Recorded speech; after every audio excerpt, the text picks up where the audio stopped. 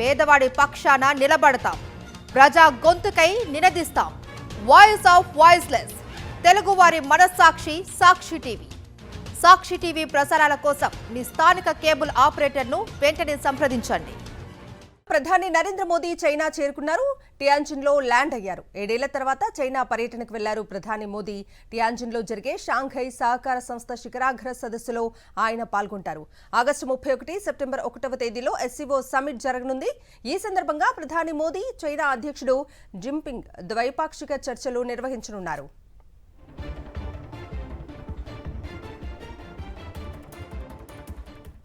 రేపు టియాన్జిన్లో ప్రధాని మోదీ, చైనా అధ్యక్షుడు జిన్పింగ్ భేటీ కానున్నారు. ద్వైపాక్షిక సంబంధాల బలోపేతమే ఎజెండాగా చర్చలు జరపనున్నారు. ట్రంప్ టారిఫ్లు, ట్రేడ్ వార్, సరిహద్దు సమస్యలు, పరస్పర సహకారంపై ప్రధానంగా చర్చించనున్నారు. ఎల్లుండి రష్యా అధ్యక్షుడు పుతిన్తో మోదీ సమావేశమవుతారు. ఈ 2 భేటీలపై ప్రపంచవ్యాప్తంగా ఆసక్తి నెలకొంది. ట్రంప్ సుంకాల బెదిరింపులకు చెక్ పెట్టేలా మోదీ, జిన్పింగ్, పుతిన్ కీలక నిర్ణయాలు తీసుకుంటారనే చర్చ జరుగుతోంది.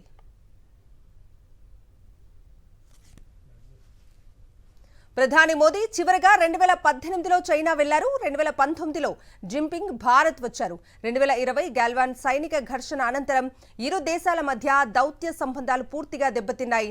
నిరుడు అక్టోబర్లో రష్యాలోని కగాన్లో బ్రిక్స్ సదస్సు సందర్భంగా మోదీ, జిన్పింగ్ భేటీ అయ్యారు. ఆ తర్వాత ఇరు దేశాల మధ్య సంబంధాలు మెరుగవుతూ వస్తున్నాయి. ఇటీవలే చైనా విదేశాంగ మంత్రి వాంగ్ యూ న్యూఢిల్లీలో పర్యటించి ప్రధాని మోదీ, విదేశాంగ శాఖ మంత్రి జయశంకర్లతో భేటీ అయ్యారు. 5 ఏళ్లుగా మూతపడిన Bharat China border trade points కూడా తిరిగి తెరుచుకున్నాయి.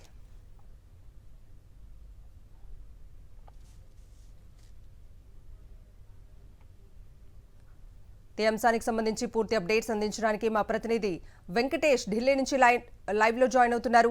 వెంకటేష్,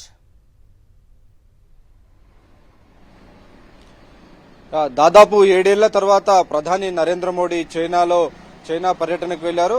రేపు ఆయన ఎస్సీఓ సమావేశంలో పాల్గొనబోతున్నారు. రేపు ఎల్లుండి 2 రోజుల పాటు షాంఘై సహకార సంస్థ కార్యక్రమంలో పాల్గొనబోతున్నారు. దాదాపు 26 దేశాల అగ్రనేతలు ఇందులో పాల్గొంటున్నారు. ప్రధానంగా ఈ ఎస్సీఓ వేదిక ద్వారా అమెరికాకు ఒక స్ట్రాంగ్ వార్నింగ్ ఇండియా పంపదలుచుకుంది.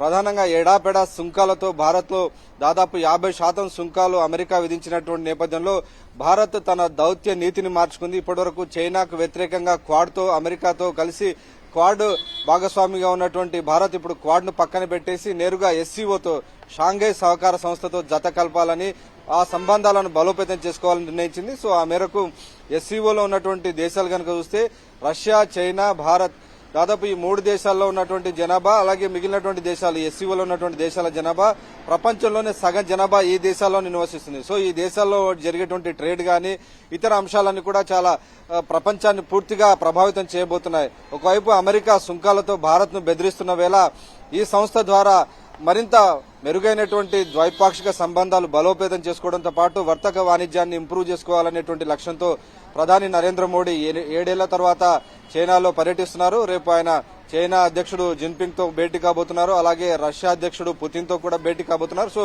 ఈ 3 అగ్రనేతలు పాల్గొంటున్నటువంటి ఈ ఎస్సీఓ సమావేశం ప్రపంచ దేశాల్లో తీవ్రమైనటువంటి ఉత్కంఠను రేపుతుంది. ట్రంప్ వ్యవహరిస్తున్నటువంటి తీరుకు చెక్ పెట్టే విధంగానే ప్రధాని నరేంద్ర మోడీ దౌత్య నీతిని అనుసరిస్తున్నారని చెబుతున్నారు. మొన్నటి వరకు మనం చూసాం గల్వాన్ లోయలో ఏకంగా భారత్, చైనా సైనికులు బాహాబాహికి తలపడినటువంటి ఘటనలో అనేక మంది భారత సైనికులు చనిపోయారు. ఆ తర్వాత చైనా సైనికులు చనిపోయిన తర్వాత భారత్, చైనా మధ్య తీవ్రమైనటువంటి ఒక ఉద్రిక్త పరిస్థితులు నెలకొన్నాయి.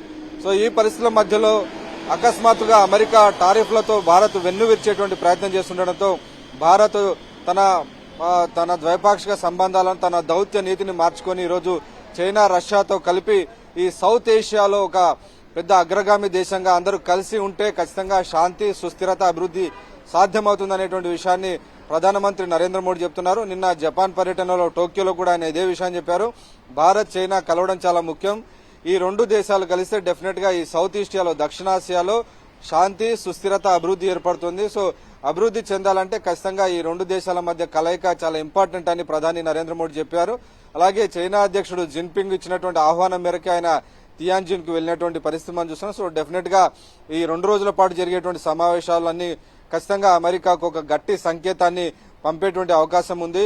ఇష్టారీతిన వ్యవహరిస్తున్నటువంటి ట్రంప్ విధానాలకు ఇప్పటికే అమెరికాలోనే చెక్ పడుతుంది. అమెరికాలో ఉన్నటువంటి కోర్టులే ట్రంప్ ఇల్లీగల్ గా వ్యవహరిస్తున్నారు, ఇల్లీగల్ గా టారిఫ్లు విధిస్తున్నారని ఒకవైపు అమెరికాలో కోర్టులు చెబుతున్నటువంటి నేపథ్యంలో ఇటు చైనాతో రష్యాతో కలవడం ద్వారా భారత్ అమెరికాకు మరింత ఒక ధీటైనటువంటి జవాబిచ్చే దిశగా రేపు ఎల్లుండి కొన్ని కీలకమైనటువంటి ఒప్పందాలు కుదుర్చుకునేటువంటి అవకాశం కనబడుతోంది. వెంకటేష్, మోదీ జింపింగ్ భేటీ తర్వాత ఇటు భారత్ అటు చైనా మధ్య సంబంధాలు కూడా కొంత మెరుగవుతాయి అనుకోవచ్చా? ఖచ్చితంగా అదే లక్ష్యంతో ఈరోజు ప్రధానమంత్రి నరేంద్ర మోడీ చైనా పర్యటనకు వెళ్లారు. ఆయన ఇప్పటి వరకు జపాన్ టోక్యోలో ఉన్నారు. సో జపాన్ ఈ దేశాలన్నీ కూడా ఎస్సీఓలో ఉన్నటువంటి దేశాలన్నీ కూడా సౌత్ ఏషియాలో చాలా కీలకమైనటువంటి దేశాలు. సో ఈ సమావేశం జరగడానికి రష్యా అధ్యక్షుడు పుతిన్ కూడా మధ్యలో రాయబారం నడిపారు. సో ఇటు రష్యా, చైనా అలాగే భారత్ ఈ మూడు దేశాలు కనుక కలిసికట్టుగా వ్యవహరిస్తే దక్షిణాసియాలో ఈ ప్రపంచంలోనే ఒక భిన్న ధృవ ప్రపంచాన్ని నిర్మించేటువంటి అవకాశం ఉంటుంది. ఇప్పటివరకు అమెరికా ప్రపంచంలోనే ఒక పెద్దన్న పాత్ర పోషిస్తున్నటువంటి నేపథ్యంలో అమెరికాకు ధీటైనటువంటి సమాధానం ఇవ్వాలంటే ఈ మూడు దేశాల కలయిక ద్వారానే ఒక ధీటైనటువంటి జవాబిచ్చేటువంటి అవకాశం ఉంది. కాబట్టి డెఫినెట్ గా రేపు ఎల్లుండి జరిగేటువంటి చర్చల ద్వారా భారత్ చైనా మధ్య ఉన్నటువంటి అపరిష్కృత సమస్యలకు సంబంధించినటువంటి ఒక పురోగతికి సంబంధించినటువంటి ఒక బాటలు పడేటువంటి అవకాశం ఉంది, ఒక మార్గం దొరికేటువంటి అవకాశం అయితే ఉంది. Right Venkatesh, thank you.